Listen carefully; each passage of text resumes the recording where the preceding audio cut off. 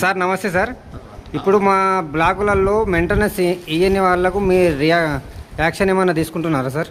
తప్పకుండా ఇంతవరకు బ్లాక్లలో ఎవరైతే ఉంటున్నారో వాళ్ళకందరికీ కూడా 31 అక్టోబర్ వరకు, అంటే అక్టోబర్ 31 తారీఖు వరకు కూడా ఏ విధంగా మెయింటెనెన్స్లు అయితే డ్యూ ఉన్నాయో అవన్నీ కూడా క్లియర్ చేయాలి. 1 నవంబర్ నుంచి కొత్తగా వచ్చిన కమిటీ వాళ్ళకు హ్యాండ్ ఓవర్ చేయడం జరుగుతుంది. ఇప్పటి వరకు ఎవరైతే మెయింటెనెన్స్ కట్టకుండా డ్యూ ఉన్నారో వాళ్ళ యొక్క లిస్టులు మేము తెప్పించుకొని పాత కమిటీ వాళ్ళతోటి వాళ్ళందరికీ నోటీసులు జారీ చేయడం జరుగుతుంది. తర్వాత మీకు మెయింటెనెన్స్ డ్యూ ఉన్నదంటే దాని వల్ల మీరు అక్కడ ఉండట్లేదు అని చెప్పేసి దానికి అర్థం వస్తుంది.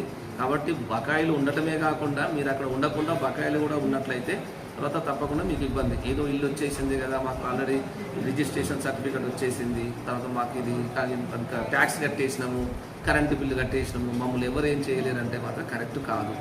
ఇప్పుడు ఖచ్చితంగా కూడా మీరు అది ఉన్నట్లయితేనే తర్వాత వాళ్ళకి ఇంకోటి మెయింటెనెన్స్కి చూడండి, ఎంతమంది ఉన్న మెయింటెనెన్స్ వస్తుంది. నువ్వు ఎన్ని ఫ్లోర్లు ఉన్నా ఏదైనా ఏఎంసీ ఉంది, యాన్యువల్ మెయింటెనెన్స్ ఛార్జెస్ అవుతున్నాయి, తప్పకుండా కట్టబడుతుంది. లిఫ్ట్లో మీరు 10 మంది ఉన్నా 20 మంది ఉన్నా లిఫ్ట్ ఛార్జెస్ పే చేయాలి. నేను ఉన్నప్పుడే కడుతున్నా, నేను వాడట్లేదు లిఫ్ట్ అంటే కుదరదు. ఖచ్చితంగా కూడా చేయండి. పైగా మీరు ఇంకా దానికి తోడు ఏంటంటే మీరు ఉండటం లేదని ఫిర్యాదు కూడా అందుతున్నాయి. కాబట్టి దయచేసి ఖచ్చితంగా ఉండవాలి. లేకపోతే మీకు బాజాబ్తో చెప్పేయండి, మాకు అక్కర్లేదు, మేము ఉండట్లేము, ఇంకో ఇల్లు ఉందంటే మేము ఇంకోటి ఆల్టర్నేట్ చూస్తాం కదా. అనవసరంగా దానికి తాళం వేసుకొని పోయి అక్కడ ఉన్న వాళ్ళ మెయింటెనెన్స్ ఇవ్వకుండా ఉన్న వాళ్ళకి ఇబ్బంది, ఆడ ఉన్నటువంటి దాన్ని మెయింటైన్ చేయడం లేదు. కనీసం ఆ కింద మడకలు ఇస్తే కిరాయికి పెట్టుకుని తీసుకున్నాడు కనీసం ఏదైనా పని చేసుకుందామని కూడా ఏమున్నారు సార్ ఇక్కడ ఏం అమ్ముడు పోతుందని చెప్పి వాళ్ళు అంటున్నారు. మరి ఇదంతా కూడా ఇబ్బంది అవుతుంది. దయచేసి అన్ని బ్లాక్లకు వాళ్ళకు కూడా తెలియజేసేది ఏంటంటే మీరు ఖచ్చితంగా అక్కడికి రావాలి. తర్వాత మీరు మీ ఆక్యుపెన్సీని చూపించాలి.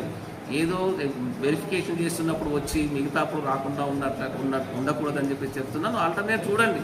మీకు అక్కడ ఇబ్బంది ఉంది, ఏమన్నా ఫెసిలిటీస్ లేవంటే మేము అన్నీ కల్పించడానికి రెడీగా ఉన్నాం ఇప్పుడు.